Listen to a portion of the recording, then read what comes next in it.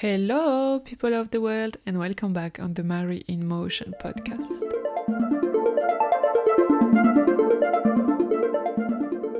This episode is the second part of my backpacking trip through Asia, and today we are going to talk about the time I spent in Indonesia.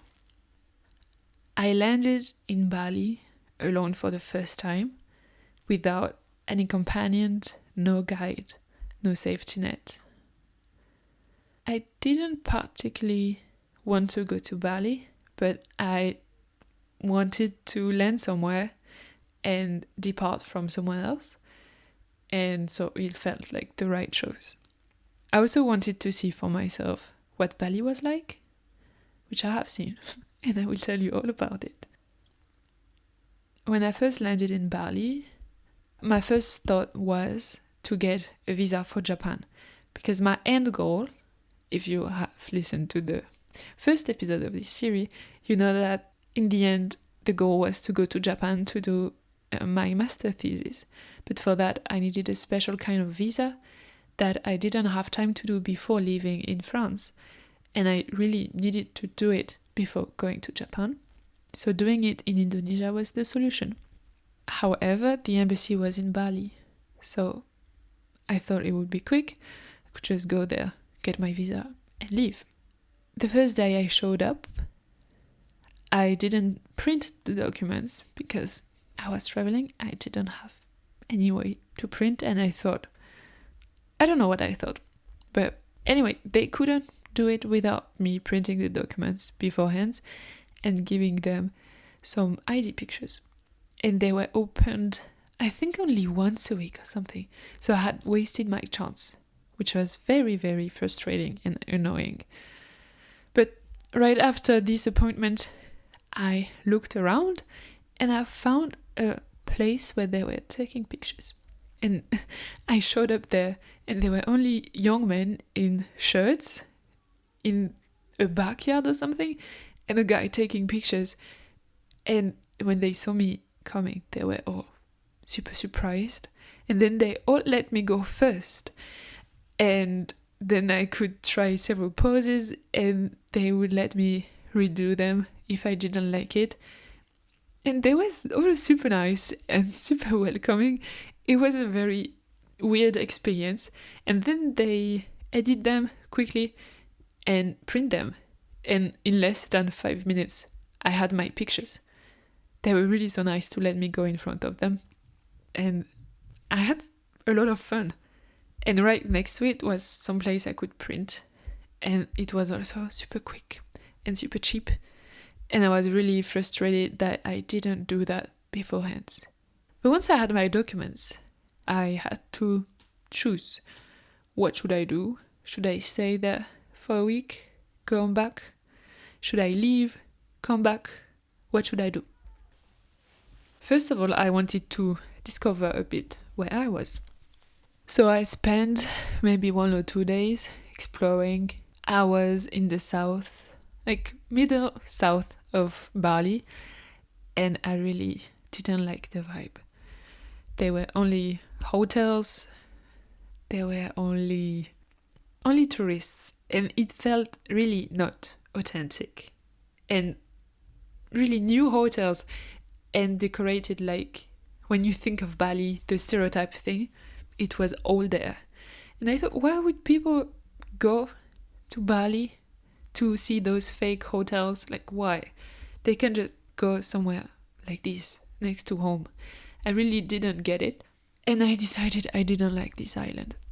So I left. I went to Nusa Penida, which is a small island in the southeast of Bali, and it's way different, and I directly liked it.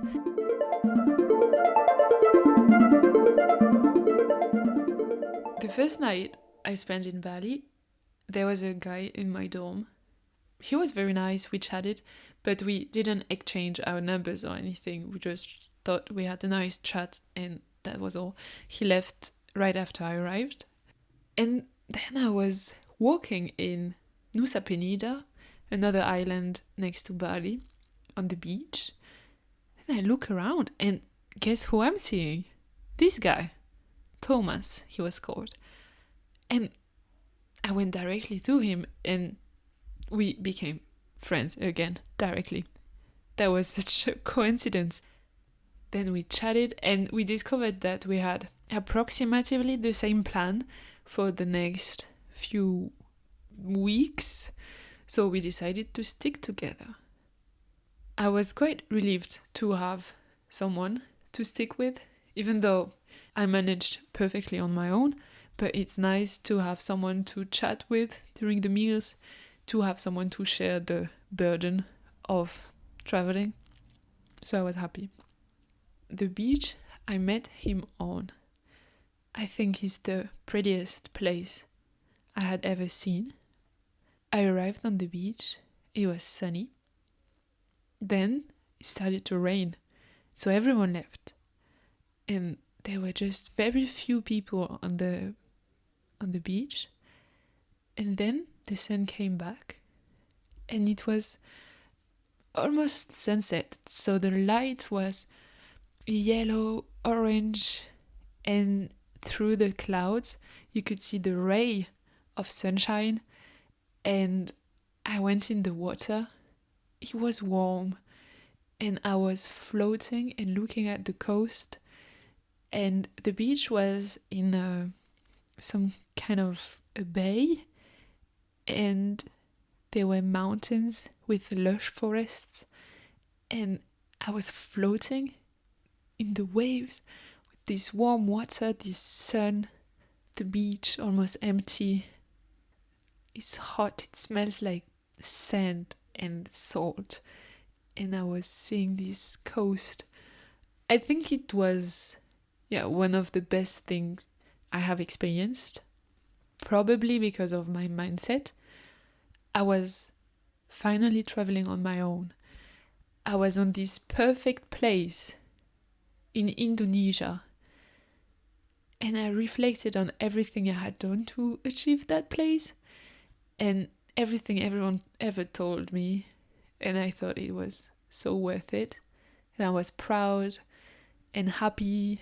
And I think it was the moment I realized that it was so worth it to travel and to do those efforts.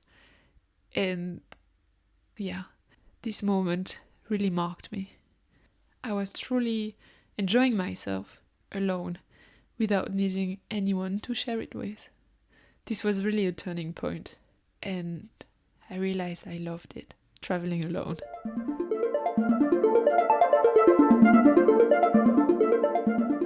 After spending a few days on Nusa Penida, the island where I met Thomas, he left to Lombok and I went back to Bali for my visa, obviously.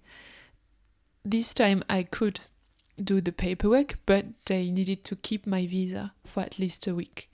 So I had the choice to stay in Bali for a week and then get my visa, or leave without my passport and then come back. They said they would keep it, I think, a few months, so I could leave and come back anytime. That's what I chose to do. I left Bali for the Gili Islands. It's 3 small islands next to Lombok. They are known because they are very small, and one is not inhabited, I think. One is very much for partying, and the other one is very relaxing. That's where I went. And all of them, there are no roads, there are no cars, there are bikes, and you can walk there. So I had planned a few days to relax. I planned to read on the beach and do nothing for a few days. Turns out I don't like to do nothing. So after one afternoon reading on the beach, I thought, why? Why did I book 3 nights and I would just be bored? I really felt the pressure to see as much things as I could, because I thought I had very little time to travel and so many things to see. So I was staying very short time everywhere, and I had decided to relax a bit, but then I regretted my decision. Then I did some diving expeditions. I went to see some turtles. I don't remember what I did, but I really tried to keep busy, so it was worth it. Then I went to Lombok with Thomas. We went to the south of the island, more into the surf area. We explored the coast. We tried to find some remote beaches with not so many people. It was so pretty. Really was so pretty.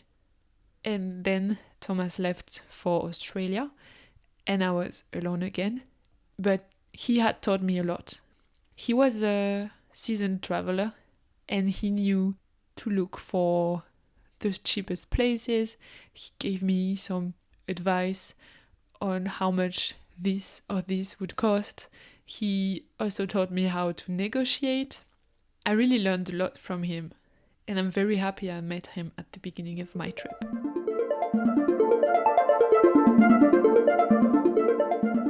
After he left, I was a bit annoyed at the beach. So I took the scooter and I went north in the middle of Lombok Island. At the center of the island, there is a volcano, and people can hike up there, but it was closed for the season when I was there. So I stayed in the national park or all around it, and the climate changed. It was cold, damp, foggy. I was driving in the mountains, in some valleys. There were mountains everywhere. I was really surprised. That's not what I was expecting. But it's one of the prettiest roads I had ever driven on. Really. But it also rained, which wasn't nice on the scooter because obviously I had no equipment. I went in a hotel at the feet of the volcano, and there the main attraction are some monkeys you can see in the forest and waterfalls, really a lot of waterfalls. So the first day I arrived, I wanted to visit some, but I didn't want to go to the most touristy ones. And I asked my hosts, and they told me to go to the touristy ones. So obviously I didn't listen. I just looked at the map and found one that didn't seem too far away and drove there. It was farther than I thought. I really took a long time to get there. Once I got there, there was a little house. I left my scooter there and then I entered the forest. I had to walk quite a bit before arriving in some very steep ground. I had to go down that place, and down there was the waterfall. When I reached it, there was a group of men, locals, drinking next to the waterfall. And they had seen me. So I had to take a quick decision. Should I flee? Or should I be nice and risk either to have the worst experience of my life or the best? I decided to stay because they had seen me and I just went down a very steep incline, very muddy. I was not even sure I could go back up. So I thought, why not delaying it? So I went to meet them. They seemed very young, but at the same time they were drinking and smoking, and so I really couldn't put an age on them. And they didn't speak a word of English, but they were very nice, inviting, let's say. They were inviting, a bit drunk, I think, but they were very surprised to see me there.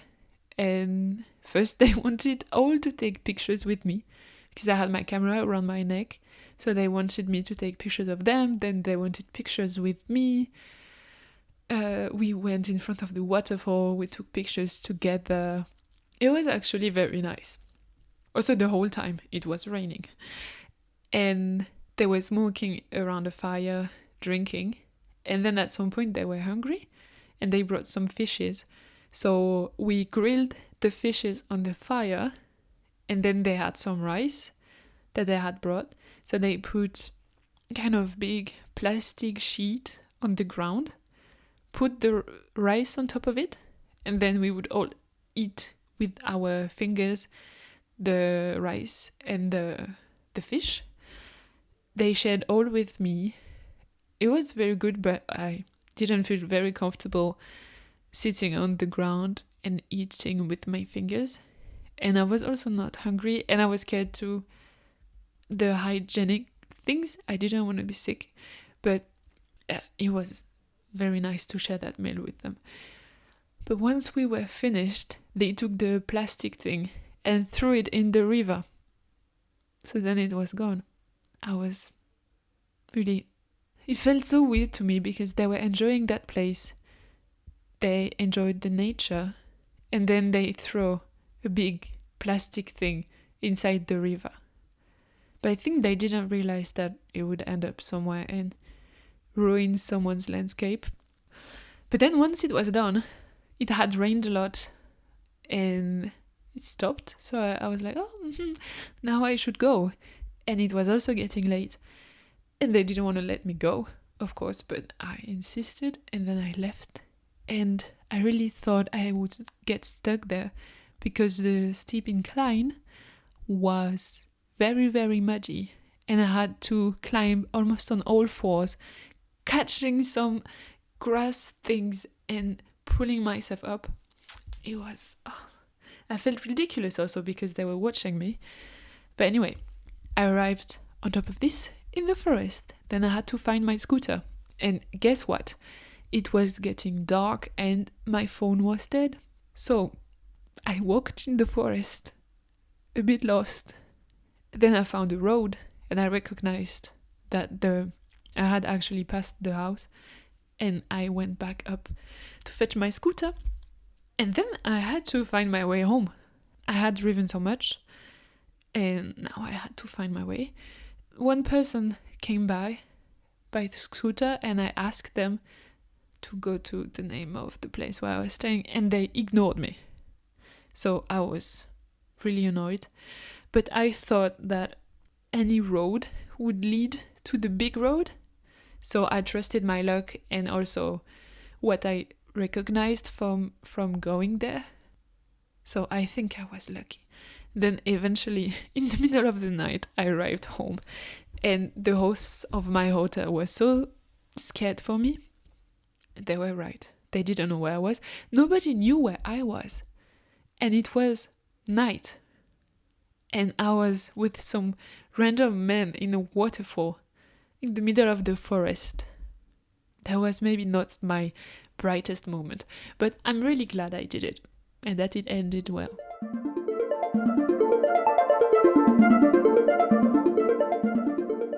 After having explored Lombok, I went back to Bali to get my passport, and then I directly left for Java. There is a ferry linking both Java and Bali Islands, which I took, and one detail really stuck with me. When the boat was still at the port, some people, I don't know, that lived there, they went into the water and they were asking for money from the passengers, but the boat was very big and high, and people would send them coins into the water and watch them fight for them. It was really unsettling. I arrived in Java and I directly felt that everything was very different. You could really see that it was very not touristy, and everything was also very much cheaper.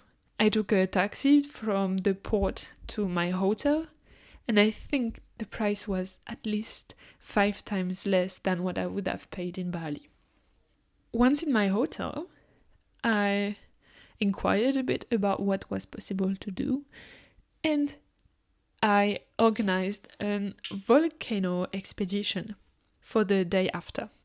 Other people joined me for that expedition, including an old French man, Philippe, he was called, and we became so much friends.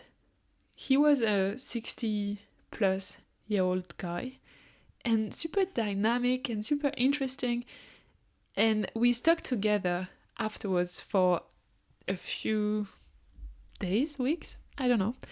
I don't remember, but we stuck together. And I'm so grateful that we met, because I would have never met him in any other situation. In my regular life, I would never hang out with that kind of people. And we got along super well. So I was really happy about this. The expedition to the mountains was for Mount Ijen. We had to leave the hotel around midnight to do the hike in the night. So I was very confused about when to sleep, and I tried to sleep from 5, but it was really not possible. Then at midnight we left. We went to some kind of hospital to do a medical check. I think it was very just to say that we had done it, because they asked us some questions. We could have lied, but then they took our tension, and then we were off to go. We drove actually not so long, and we arrived too early, because the park is opening at 2 a.m. to go to the volcano. And we arrived before 1, and we thought, why? We were really a bit annoyed that our guide made us arrive so early. We could have slept more. But then we realized that afterwards there were a lot of traffic jam, because everyone wants to do that. So actually we were quite grateful for our guide. So as I said, the park opens at 2 a.m. and this is because there are miners working in the crater of the volcano to retrieve some minerals. So they have until 2 a.m. to finish their shift, and then the tourists can go. Before 2 a.m., all the tourists were at the entrance of the park, and at exactly 2 a.m. they opened the gate and everyone flew through. That was quite funny to see. And so in my group there was Philippe, me, another girl, and our guide. And we were given gas masks, because once close to the volcano there are some toxic gases that you have to have a mask for. But mine I gave to the guide. He proposed to carry them, so I said yes. And then we started walking, and actually me and Philippe were very fast and the girl was very slow. So the guide stayed with the girl and we started walking, and with Philippe it became a game to overtake everyone. And in the end we were the first one to arrive on top of the crater. That's when I realized that I left my gas mask with the guide. So I was stuck on top of the crater, I couldn't go down. And Philippe went down because he had his mask, and I asked everyone if they had an extra mask. It was very frustrating to see all of those people that I walked faster than, and they all arrived and they came down the crater before me, and it was getting more and more crowded. Then Philippe came back up and he gave me his gas mask, and then I went down. I was still happy because it was not really crowded yet. I could see the blue flames. That's what the volcano is known for, because there is a chemical reaction between some gases, the minerals. I don't really know how it happens, but I think it's very unique. And it was still dark. And yeah, there were some blue flames on the rocks. I don't know, it was crazy. However, there were gases, and I thought it was gonna be fine with the gas mask, but actually I received a wave of gas in my face and I thought I would choke. It was burning my nose, my throat. It was so surprising, and I was panicking, but then it's quickly gone. And you have to be careful when there is wind. You have to turn around to not have the gas directly into your face. That was crazy. Really, that was crazy. And that this place is so touristy, even though it's toxic, it felt a bit unreal to me. Also, we saw a lot of miners still carrying blocks of rocks up. They work barefoot, no mask, nothing. And they are really exploited there. I know that there were some strikes to try to increase their salary, which I think was increased by like 2 cents or something. So they were really not happy, but they couldn't continue to not work because they didn't get any money. So I think their situation is very bad, and it doesn't help that it's so touristy. Because of all the tourists, their shifts are shortened. I was not aware of that before going, but it was quite shocking to see them. After I had seen the blue flames, I tried to go back up on top of the volcano. So to go down, there is not really a real path. It's mostly rocks, and so you have to find the best way. Because for me, not many people were there yet. But then, because I spent quite some time down there to look at the flames, when I looked up, it was full. There was a path that people were queuing on. And so I tried to go back up, but the path was very narrow. And so it was almost impossible for me to go up. Everyone was blocking the road, and people were waiting. They were stressed, they were tired, they were a bit scared because a lot of people are not experienced hikers there. And some guides were screaming at me that I just had to wait. I was like, what? Should I wait down there? And then everyone is down there. How does it work? So I was really angry and also stressed. I wanted to go back up, find my guide, get out of all these people. I really don't recommend. Once we were back up, we went to a viewpoint to see the sunrise on the acidic lake. Unfortunately, it was cloudy, but still, I think it's the biggest, most acidic lake in the world. Either it's the biggest or the most acid. I don't remember. Anyway, it was so pretty. The lake is very, very blue, like electric blue. And I heard that there was once a woman that came down the crater and jumped in the lake because she liked the color, and then she died. So don't do that.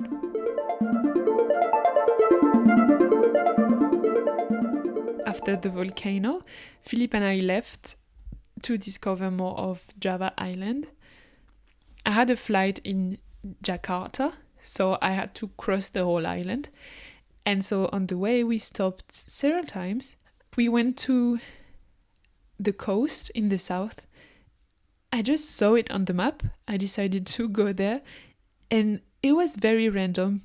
There was no one there. It looked like a vacation city, so there were no tourists and no locals. It was like a ghost city.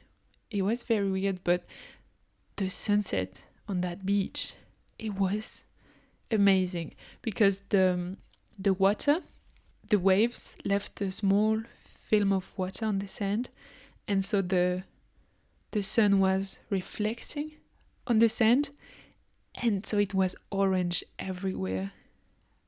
And the beach was very flat and very long.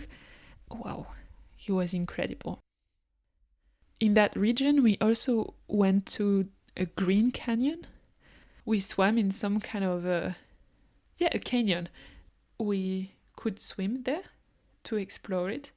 So we were swimming against the current, and it was so beautiful because there were a lot of vegetation on the walls of the cliffs and water dripping everywhere, and those plants hanging. Wow, it was truly incredible.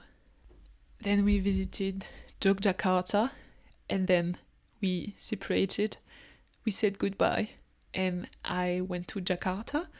I had planned to spend a few days there before my flight to explore the city. I must say, I hated that city. It was so overwhelming. After spending so much time in the nature, I arrived in this busy, overwhelming, stinky city, and my biggest fear was crossing the road. There are no signs or even when they are for the pedestrians, nobody respects them. And so you just have to go, you have to cross. And the cars, they arrive at full speed and they will avoid you, but you're not sure, but they will. And you have to go for it. And it was so scary. I didn't want to die, so I was planning my itinerary to not cross any road. So when I wanted some snacks or to go to the restaurant from my hotel, I stayed in the block to not have to cross any road. And it's okay that you don't like every place you go to. At least now I know I don't like big cities. I'm more into the nature. And that's okay.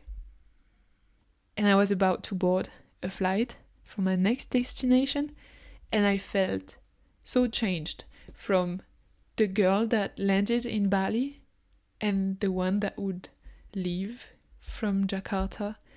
I felt they were really two different versions of me, and I had learned so much during that month. I learned that I was capable. I learned that I could do hard things. I was able to make friends. I was able to deal with difficult situations. I could trust my judgment, and even if I was still scared sometimes, I knew how to handle it. I knew my limits, and the fear doesn't go away, but I had decided to stop letting it decide for me. I will see you in the next episode for my next destination. So stay tuned. Bye bye.